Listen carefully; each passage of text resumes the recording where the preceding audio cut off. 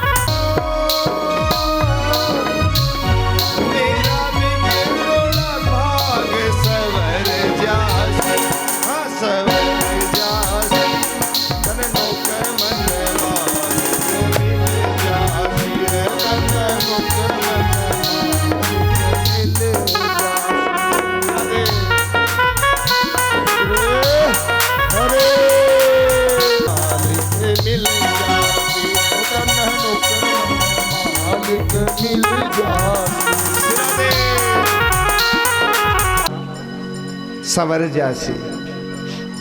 तो अर्जुन भी यही बात कहने लगे कि कभी भी आप हमसे दूर मत होना। अंते यो अंतः प्रविशमम वाचिमम, आप मेरे अंतःकरण में आप ही बैठे हैं, जिसके कारण हम सदरास्ते पे अच्छे मार्ग पे चल रहे हैं। अन्यथा कौरवों की तरह हमारी भी बुद्धि खराब हो जाती तो हम भी आपसे बैर ठान बैठते, आपसे द्वेष करते, लेकिन आपकी कृपा है हम पर, जिसके कारण ये संभव हो पाया है। सजीव यत खिल शक्ति धरे स्वधा मना, अन्यायश्च हस्तचरण समत्त गादीन प्राणा, नमो भगवती पुरुषाय तुभ्यम।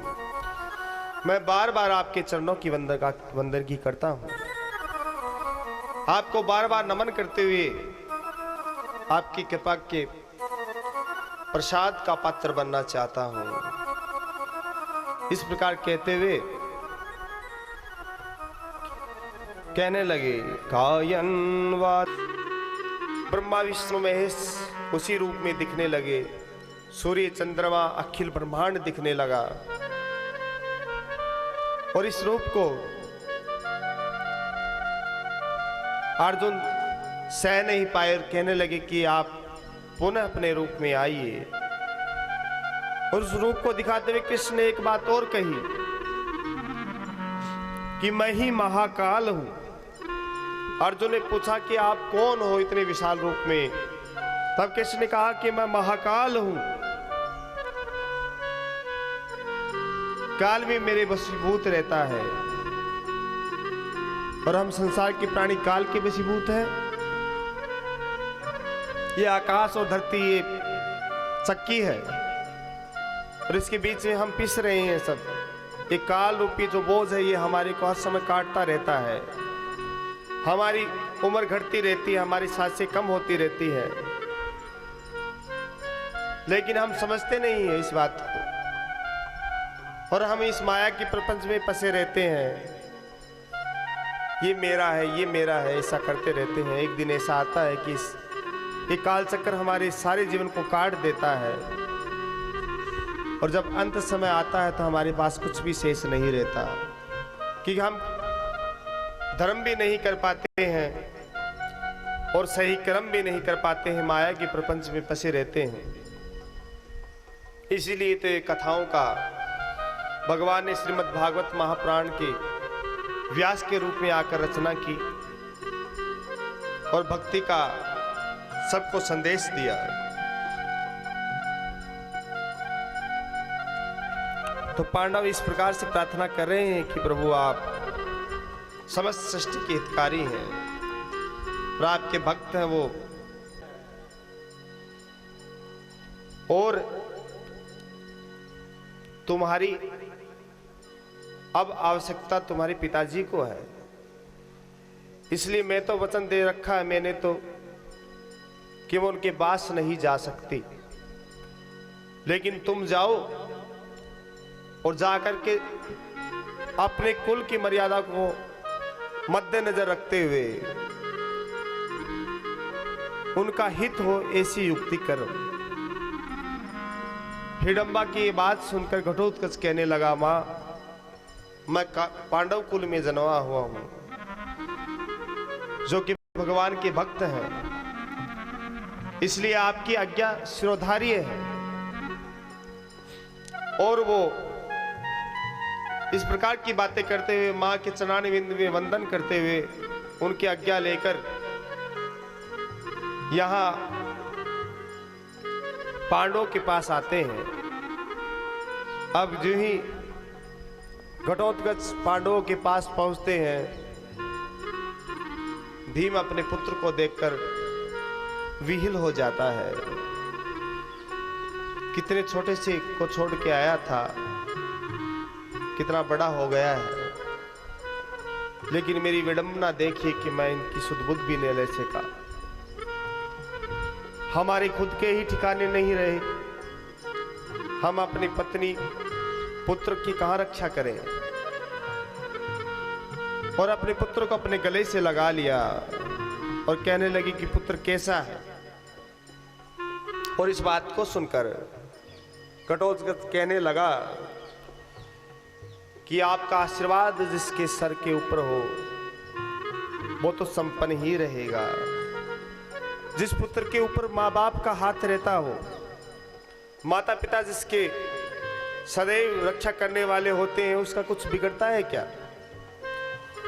तब इस बात को सुनकर युधिष्ठिर ने देखा कि घटोत्कच विवाह के योग्य हो गया है, और सभा में कृष्ण भी बैठे हुए थे। कहने लगे कि ये जो मेरा पुत्र है ये विवाह के योग्य हो गया है, इसके लिए सुयोग्य कन्या, विवाह योग्य कन्या को देखकर लाया जाए, इसका विवाह करा जाए। इस बात को सुनकर कृष्ण जी कहने लगे कि मेरे ध्यान में एक ऐसी लड़की है जो कि देवनारी है, वो इसकी योग्य है। इस बात को सुनकर युधिष्ठिर बड़े ही प्रसन्न हुए और कहने लगे, तो कृष्ण शीघ्र बताइए वो कौन है जिसके साथ मेरे पुत्र इस घटोत्कच का विवाह किया जाए। तब सारा वृत्तांत कृष्ण बताने लगे कि मैं आपसे मिलने के लिए जब द्वारिका से निकला तो उस समय रास्ते में एक मूर का क्षेत्र आता है जहां पर मूर दैत्य का शासन है। अब मैं वहां पर पहुंचा। अब मूर दैत्य बड़ा ही दुराचारी था और उसके महल के आसपास के क्षेत्र में कोई भी जाता था उसके फांसी का फंदा डल जाता था, वो वहीं पर मर जाता था। और मैं उस क्षेत्र में पहुंचा तब मायावी शक्तियों ने मुझे घेर लिया, लेकिन वो मायावी शक्तियां मेरे पास ठहर नहीं पाई और मैंने सबको परास्त कर दिया। उसी समय मूरदैत्य है वो वहां पर चला आया और मेरा और मूरदैत्य का बड़ा ही घमासान युद्ध हुआ। उस युद्ध के अंदर मैंने सुदर्शन चक्र से मूरदैत्य का सर अलग कर दिया अब वहां पर मोरवी नाम की उसकी एक पुत्री थी जो कि देवनारी थी। हवन कुंड से उसे प्राप्त किया गया था और वो देते उसको अपनी पुत्री मानते थे। वो आई और कहने लगी कि मेरे पिता का आपने वध किया है, इसलिए आपको ऐसे मैं जाने नहीं दूंगी, मुझसे भी युद्ध करो। और वो मोरवी मुझसे युद्ध करने लगी। अब मोरवी कामाख्या माता की परम भक्त हुआ करती थी और मां की इतनी बड़ी कृपा थी उनके ऊपर कि उनको खड़ंग दे रखा था जो कि अजय था। जिसके वो खड़ंग जिसके हाथ में रहता था वो कभी हार नहीं सकता, इसलिए वो खड़ंग उनके हाथ में था, मेरे हाथ में सुदर्शन चक्र था और मैं मोरवी के साथ भयंकर युद्ध होने लगा मेरा। उस युद्ध में कोई भी परिणाम नहीं निकला और सारी सृष्टि हिलने लगी।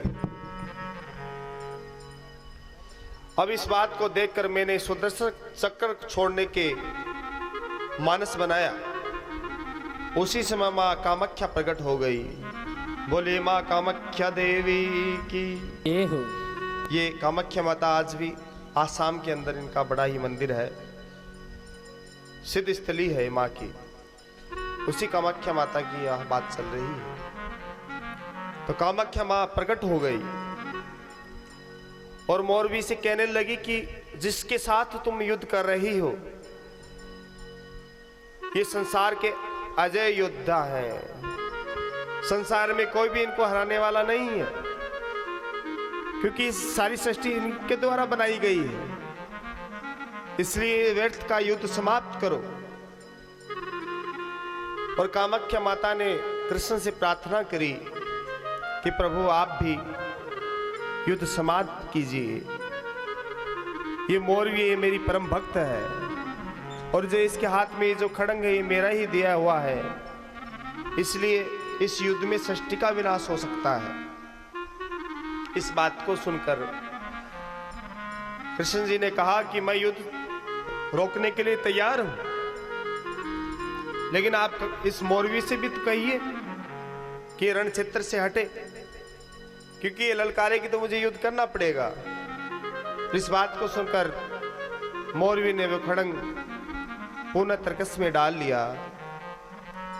अब कामाख्या माता कहने लगी मोरवी को कि कृष्ण तुम्हारे भावी ससुर हैं, क्योंकि कुंती के पुत्र भीम है और भीम के पुत्र घटोत्कच हैं, जिसके साथ तुम्हारी शादी होगी, विवाह होगा। और ये उनके भुआजी के लड़के हैं, इसलिए ये भावी ससुर हुए। इसलिए अपने भावी ससुर को नमन करते हुए इनसे प्रार्थना करो कि मेरा जीवन सुख में हो जाए। इस बात को सुनकर मोरवी बड़ी ही प्रसन्न हुई और साक्षात धरती पर नमन करते हुए माथा टेका और कहा कि प्रभु मैं चाहती हूं कि सदैव आपकी कृपा मुझ पे बनी रहे। जब कृष्ण के दर्शन हो जाते हैं तो सारी बातें पता चल ही जाती हैं कि ये भगवान त्रिलोकीनाथ है, उनका रूप ही ऐसा है। और भगवान को नमन करते हुए मोरवी अपने महल की ओर चली गई। कृष्ण कहने लगे यही वृत्तांत होते हुए मैं वहां से चल के यहां पर आ गया। तो वो जो मोरवी है वो घटोत्कच के योग्य है, इसका विवाह मोरवी के साथ करा दिया जाए। इस बात को सुनकर युधिष्ठिर बड़े प्रसन्न हुए, लेकिन कृष्ण जी कहने लगे कि मोरवी की शर्त है विवाह करने की, ऐसे विवाह नहीं करेगी। वो पहले तो बल में उसे कोई हराए और फिर ज्ञान में हराए, दोनों में हरा देंगे, उसी से मोरवी विवाह करेगी। मोरवी की दो शर्तें हैं और मोरवी युद्ध में उससे हार जाएगी, इसके बाद ज्ञान की परीक्षा लेगी, दोनों में हार जाएगी, इसके बाद ही उससे विवाह कर पाएगी। और इस बात को सुनकर घटोत्कच कहने लगे कि मैं बल में तो सबल हूं, बल में तो मुझे विश्वास है कि उसको हरा दूंगा, लेकिन ज्ञान में मेरे बस की बात नहीं है। क्योंकि कई बार ज्यादा बली होते हैं, उन्हें उनके दिमाग कम होता है, वो बल के दम पे ही सारा काम करना चाहते हैं। इसलिए घटोत्कच कहने लगे कि मेरे अंदर बल तो है, लेकिन दिमाग इतना नहीं कि मैं दिमाग से उसे हरा दूं। इस बात को सुनकर युधिष्ठिर कहने लगे कि जो